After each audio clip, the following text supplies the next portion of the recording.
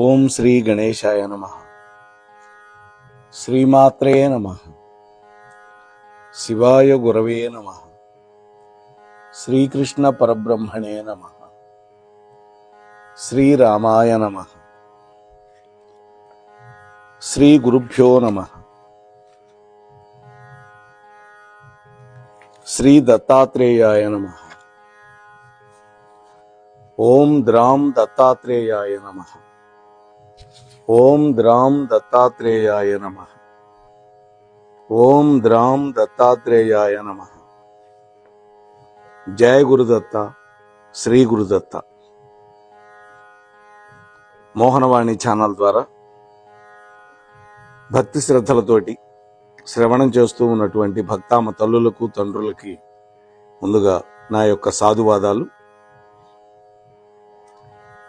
43 రోజులుగా మనం దత్త పురాణాన్ని చెప్పుకుంటున్నాం.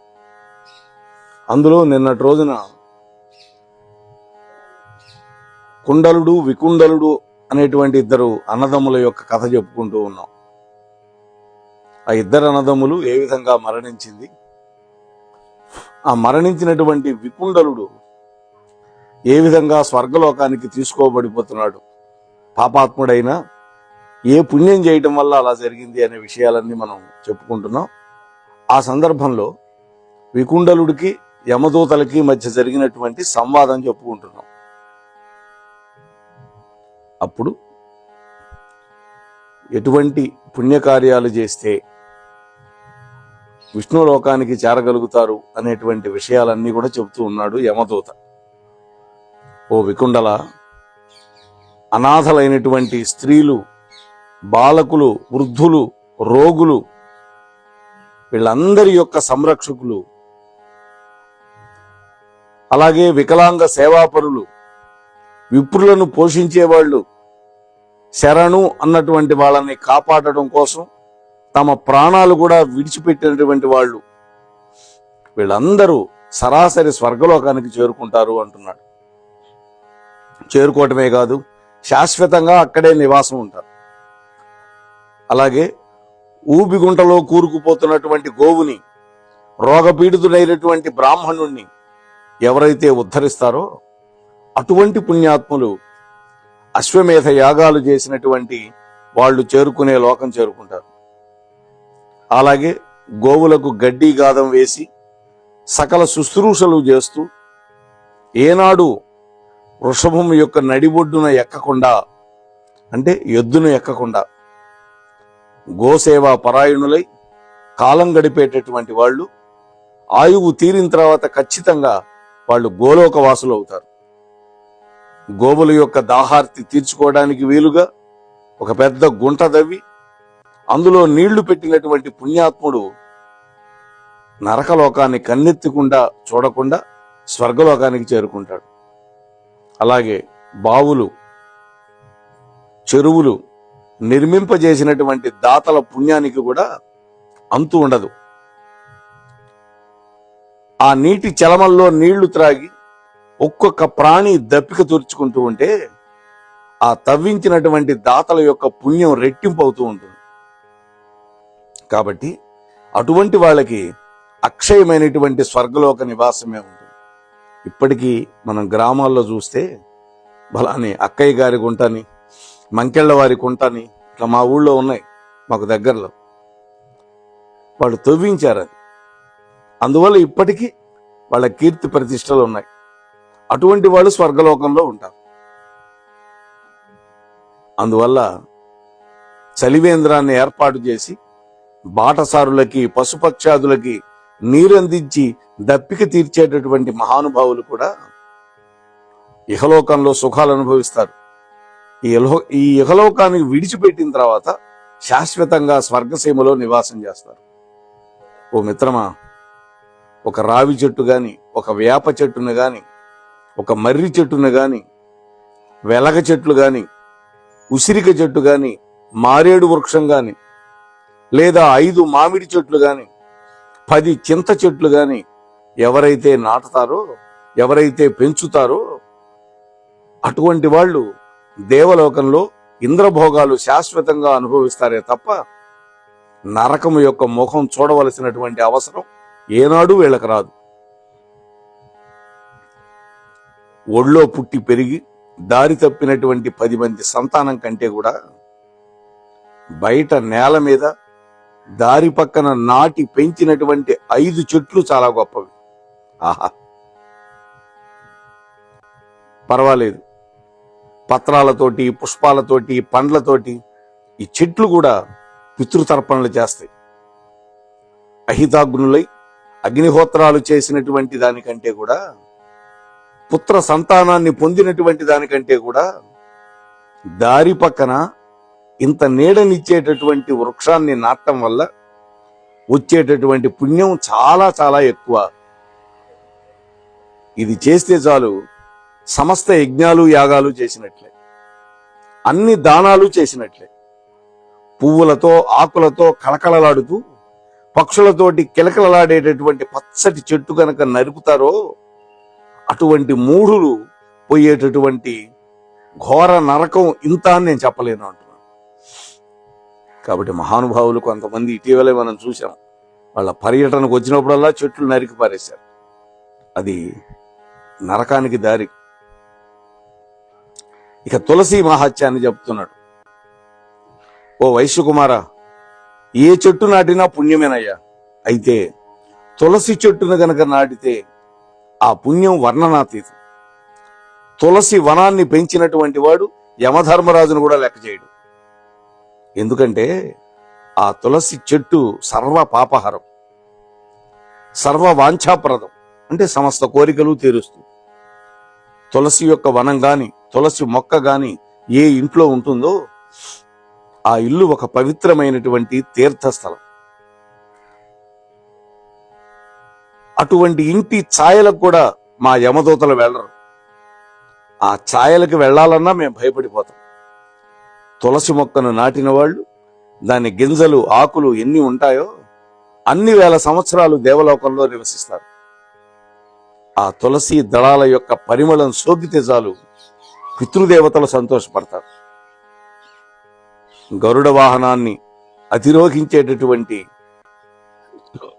గొప్పతనాన్ని పొంది వాళ్ళంతా విష్ణులోకం చేరుకుంటారు. అంటే గరుత్మంతుణ్ణి పిలిపించి పంపిస్తాడు స్వామి, అలాంటి వాళ్ళనందరినీ నా లోకానికి తండ్రి అని. చూశారా?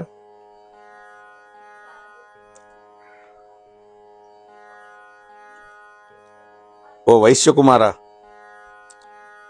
నర్మదా నది దర్శనం, గంగా నది స్నానం, తులసీ దళాల యొక్క స్పర్శ, ఈ 3 కూడా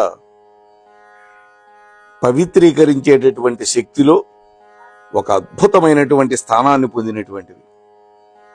అందువల్ల తులసిని నాటినా, పెంచినా, దానికి కాసిన నీళ్లు పోసినా, దర్శనం చేసుకున్నా, ప్రతినిత్యం దాన్ని స్పృశించిన అటువంటి మానవులకి వాక్కుతోటి గాని, మనస్సుతోట గాని, శరీరంతో గాని చేసినటువంటి సంచితమైనటువంటి సకల పాపాలు నశించిపోతాయి.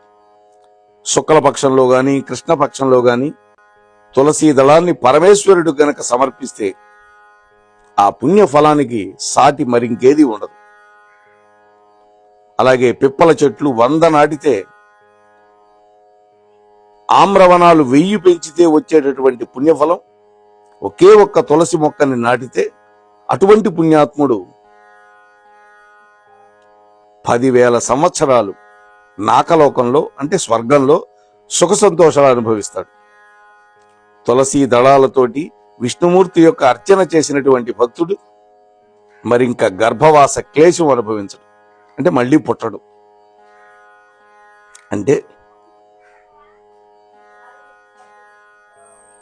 ఇక పుట్టనటువంటి ముక్తిని పొందుతాడు.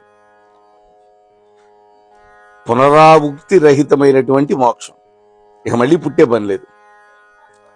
అలాగే రాజస్థాన్లో ఉన్నటువంటి పుష్కరము మొదలైనటువంటి సకల తీర్థాలు, గంగాది 7 పుణ్యనదులు, వాసుదేవాది సర్వదేవతలు ఒకే ఒక్క తులసి దళంలో ఉన్నారు.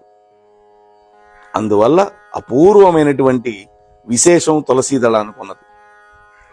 తులసి చెట్టుని స్వయంగా నాటి నీళ్లు పోసి ఎవరైతే పెంచుతారో, అలాగే ఆ తులసీ దళాలతో శ్రీమన్నారాయణుణ్ణి అర్చించినటువంటి పుణ్యాత్ములు, శ్రీమన్నారాయణుణ్ణి అంటే రాముణ్ణి, కృష్ణుణ్ణి, వీళ్ళంతా రాముడి యొక్క అవతారాలు, అంటే శ్రీమన్నారాయణుడి యొక్క అవతారాలే కదా. అలాగే శంకరుణ్ణి, ఇటువంటి వాళ్ళు, ఈ పుణ్యాత్ములు బ్రహ్మలోకంలో నిత్య నివాసం పొందగలుగుతారు. అటువంటి మహిమ తులసీ దళాంది. ఇక శివలింగార్చన మహిమ కూడా చెప్తాను తెలుసుకో అంటున్నాడు పనిలో పనిగా. ముందు తులసీ దళం గురించి చెప్పాడు, ఇప్పుడు శివలింగార్చన గురించి చెబుతున్నాడు.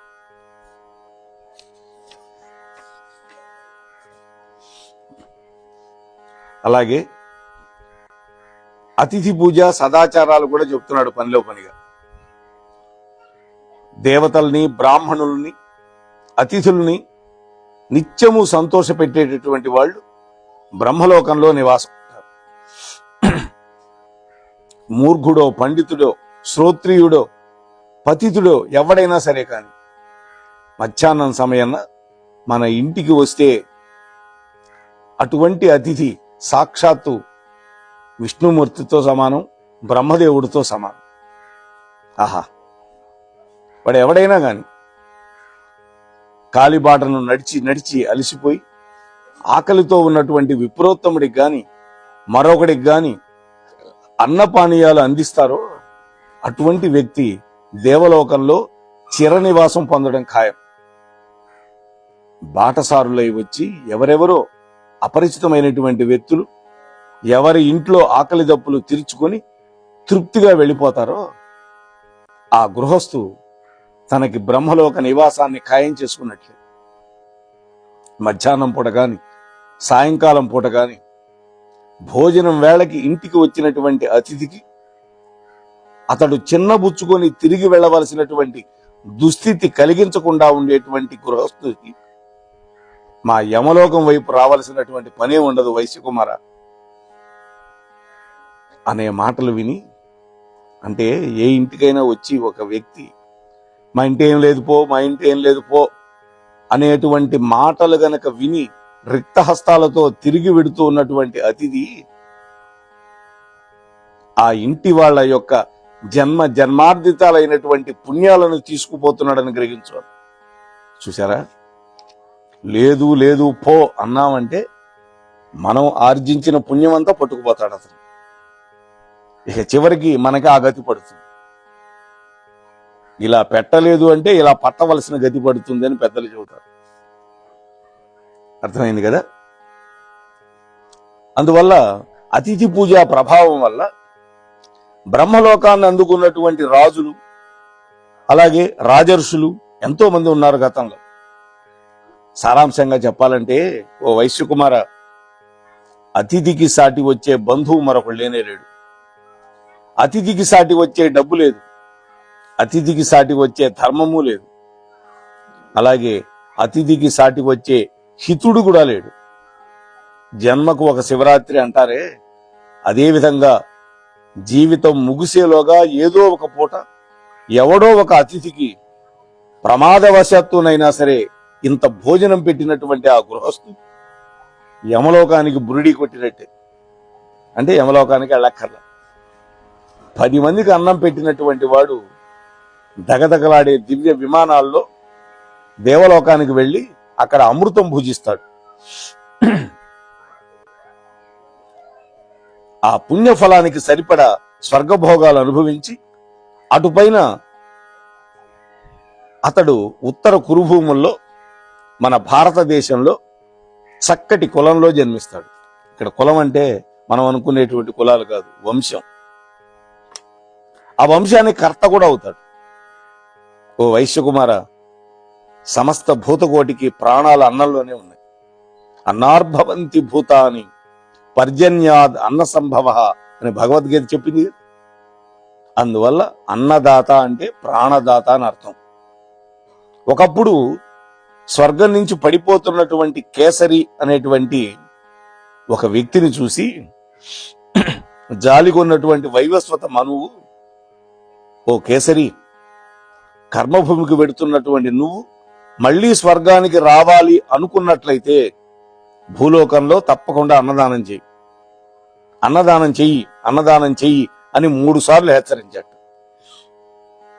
వైవస్వ మనువు.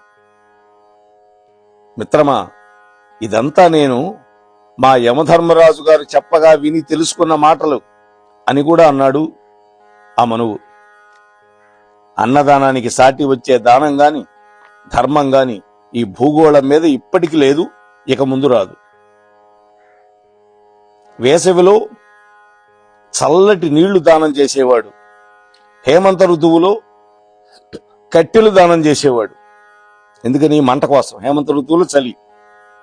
ఏ ఋతువులోనైనా సరే అన్నదానం చేసిన వాడు ఏనాడు కూడా నరక యాతనలు పడాల్సినటువంటి అగత్యం ఉండదు. ఓ వికుండల, నరకాన్ని తప్పించుకునే ఉపాయం మరొకటి కూడా ఉంది.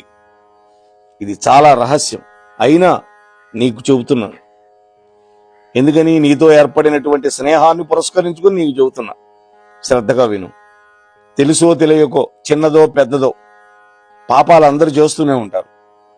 అందువల్ల 6 నెలలకు ఒక్కసారి ఆ పాపాలకు ప్రాయశ్చిత్తం చేసుకోవాలి. అప్పుడు ఆ మనిషి నిష్కల్మషుడు అవుతాడు.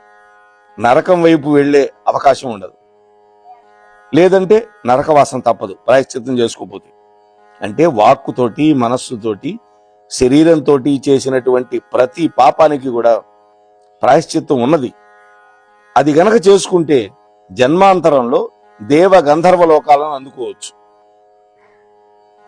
వేదమాత గాయత్రి, ఆ గాయత్రి మంత్రాన్ని నిత్యము జపించేవాడికి, మరింక ఏదైనా సరే తారక మంత్రం జపించే వాళ్ళకి, అంటే ఇక్కడ ఎందుకు చెప్పాడు ఈ మాట? గాయత్రి మంత్రం జపించడానికి అందరికీ అర్హత ఉండదు, ఉపనయన సంస్కారం ఉన్న వాళ్ళకే ఉంటుంది. మరి అలా లేనిటువంటి వాడు మిగతా వాళ్ళు ఎలా తరించాలి అంటే గురుముఖంగా ఉపదేశం పొందినటువంటి తారక మంత్రాన్ని జపించుకోవాలి, ఉపాసన చేయాలి. అటువంటి వాడికి ఏ పాపం అంటదు.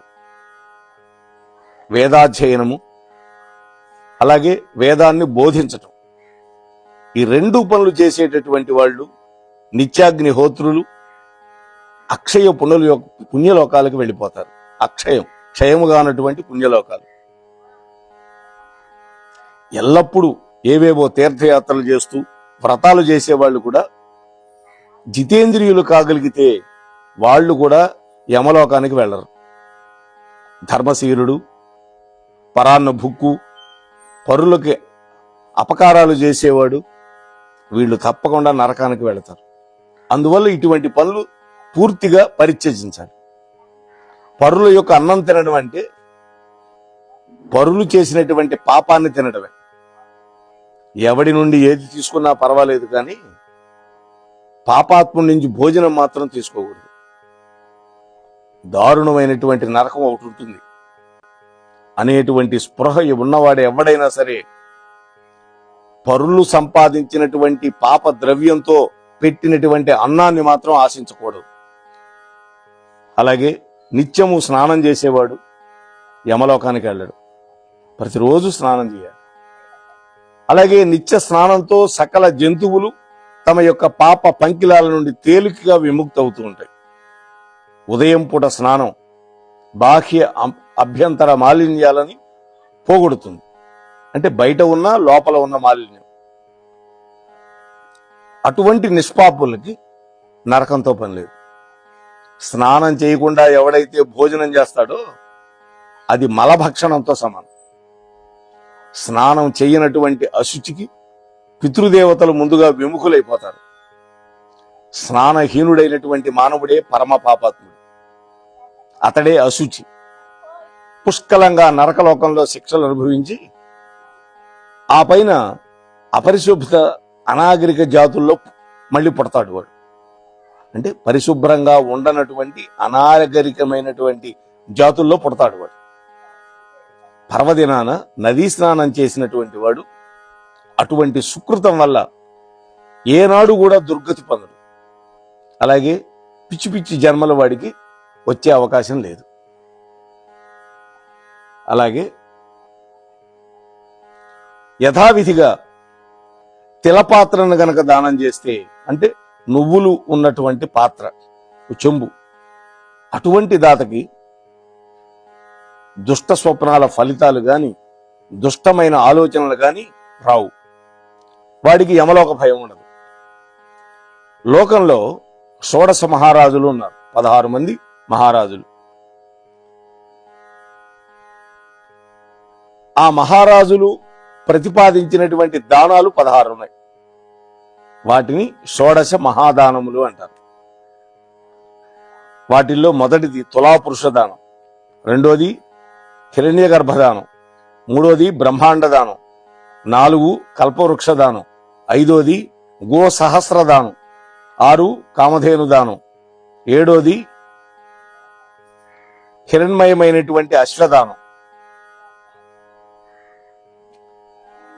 7 8 వచ్చేసి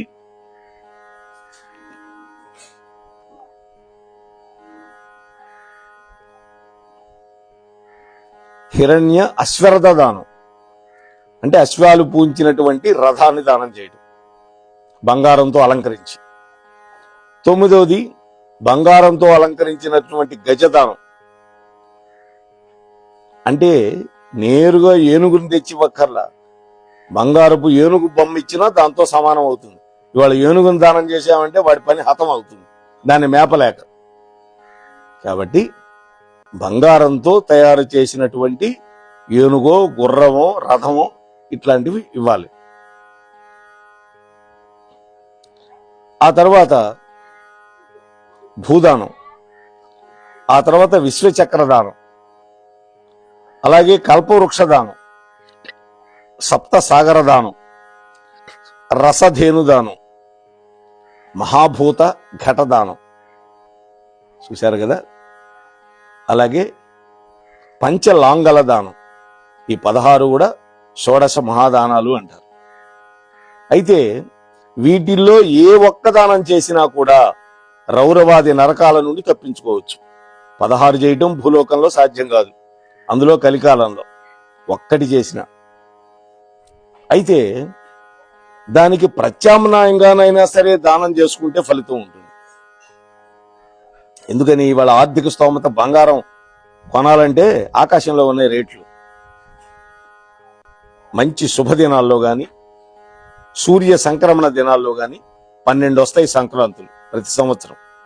వ్యతిపాత వేళల్లో గాని స్నానం చేసి జపం గాని హోమం గాని చేస్తే అలాంటి వాళ్ళకి సద్గతులే గాని దుర్గతి ఉండదు.